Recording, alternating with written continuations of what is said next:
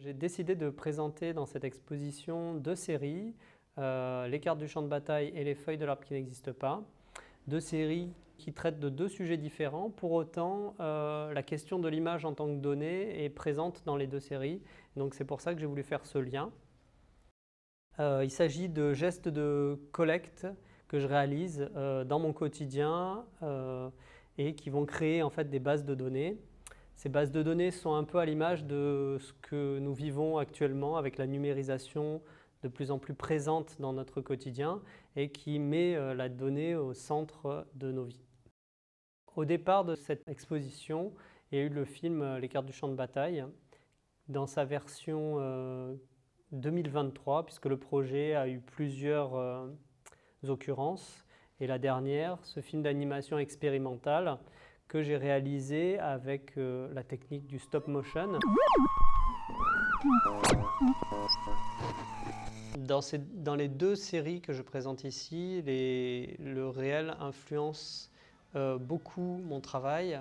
Pour le projet Les feuilles de l'arbre qui n'existe pas, j'ai travaillé avec le chercheur en intelligence artificielle Romain Trachel, avec qui j'ai collaboré pour réaliser une collecte de feuilles à l'échelle de ma vie. À partir de cette collecte, nous avons développé un algorithme qui régénère ces mêmes feuilles, voire qui en génère de nouvelles. À l'opposé, dans les cartes du champ de bataille, je collecte les déchets de mon quotidien durant l'année 2016, ceux de ma femme et de mon fils, pour ensuite réaliser une archive de tout ce que nous avions destiné à la poubelle. Mon geste est nourri par la contrainte et le protocole dans une recherche d'objectivité.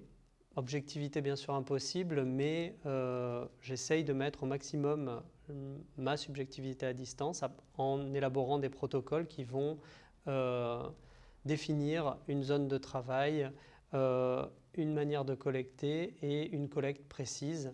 Et du coup, le processus a toute sa part dans mon travail et c'est l'installation dans le lieu qui va arrêter le processus.